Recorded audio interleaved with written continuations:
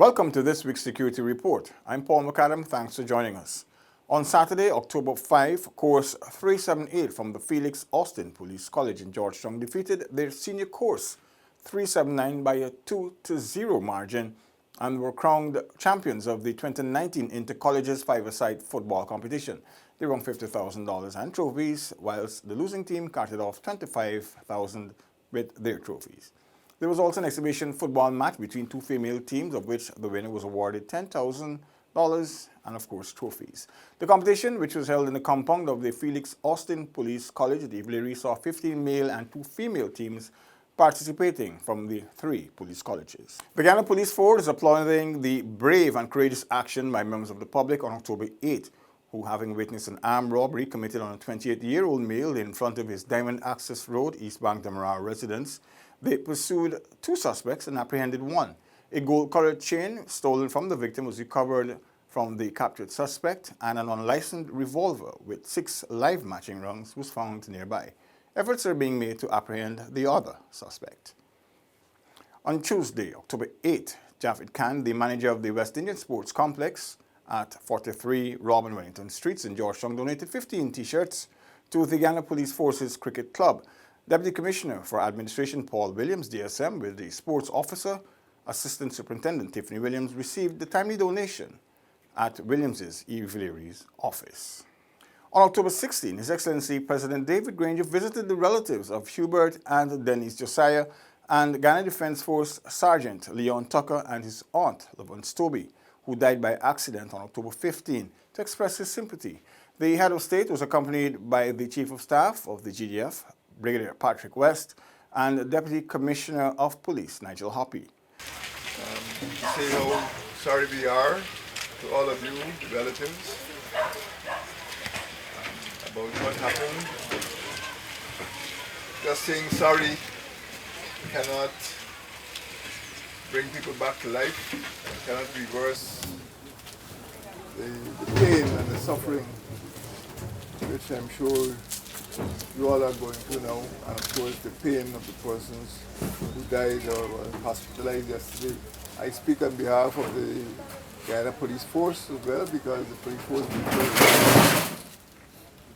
and I speak on behalf of the Chief of Staff of the Guyana Defence Force, because some of the persons who were involved with were either policemen or at least one was involved, one was a member of the Guyana Defence Force. Yes, sir. So you have our sadness from all levels. Brigadier West and Deputy Commissioner Hoppy said support will be rendered to the families. The force has committed to providing some assistance from the Porsche airport for the burial of his mother and father. We will also be supporting the wake the night before the funeral. All the material for the wake we will also provide it. By Monday, he will receive benefits from the GDF Credit Union from the Funeral Assistance Program. The Guyana Police Force will ensure that we provide support, in particular for the police rank who died while discharging his duty. We usually take care of the wake in its entirety. Also, he's going to be the beneficiary of some monies that are allocated from members of the force who died while serving. 4 were killed on October 16 when a police vehicle slammed into the car they were traveling in on the Friendship East Bank Demerara Public Road. Constable Ronald Barker, who was driving the police vehicle, died in the accident, whilst Lance Corporal Travis Fullington, who was the passenger with Constable Barker, remains hospitalized. Tricia London, who was in the passenger car, has since been released from the Georgetown Public Hospital. A commission of inquiry conducted by the Deputy Commissioner Hoppy into the cause of the crash is on the way. Now for some news from the Guyana Defence Force.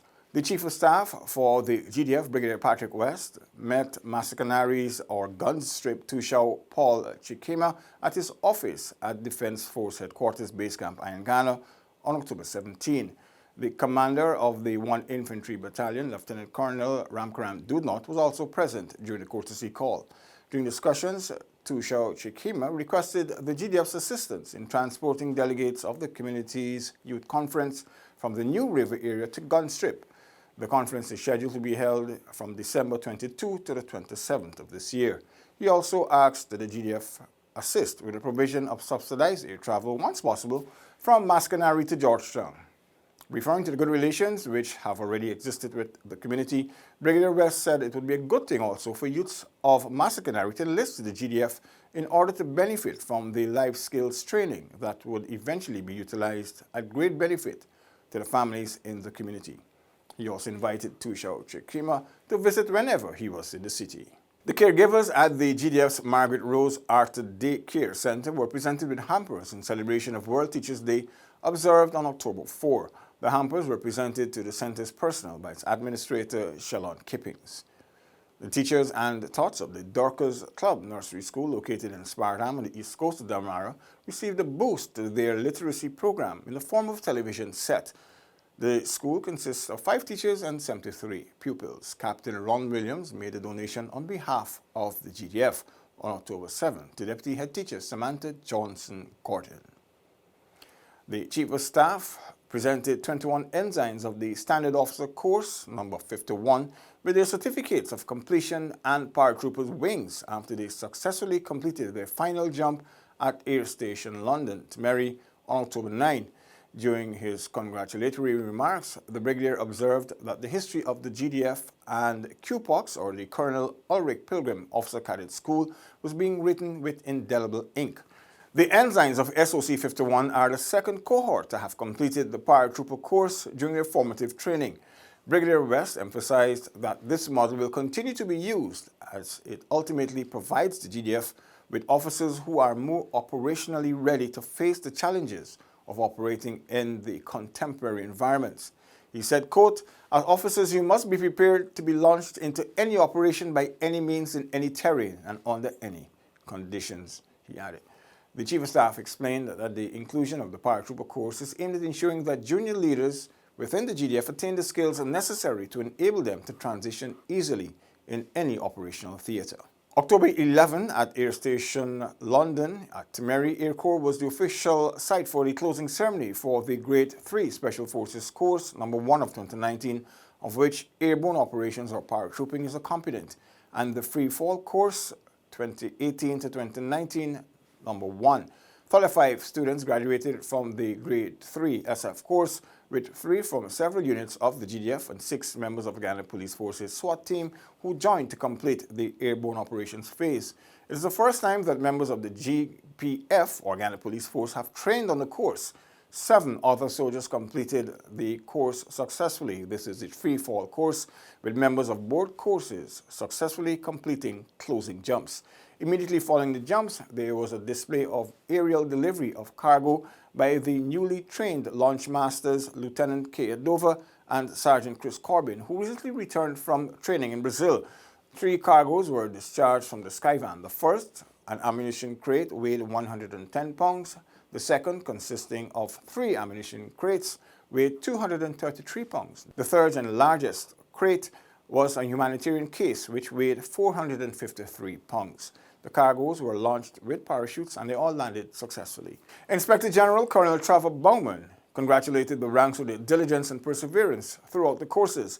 He noted the fact that the SWAT ranks were part of the course and completed successfully with the Special Forces ranks speaks volumes of the unity and cohesiveness of the joint services. And on this week's wanted list, Martin Fraser, Renard Caesar, Richard Caesar, Randy Billy, Sherwin Benjamin, and Denzel Grant are wanted by the police in relation to the murder and attempted murder committed on Ian Williams and Melita Antigua, respectively, on September 28th this year at Lovers Lane in South Amelia's Ward, Mackenzie Linden. Anyone with information that may lead to the arrest of Martin Caesar, Renard Caesar, Richard Caesar, Randy Billy, Sherwin Benjamin, and Denzel Grant is asked to contact the police on telephone numbers 444-3406, 444-3297, 444-3429, 911, or their nearest police station. Remember, all information will be treated with the strictest confidence. That's it for this week's Security Report. Goodbye.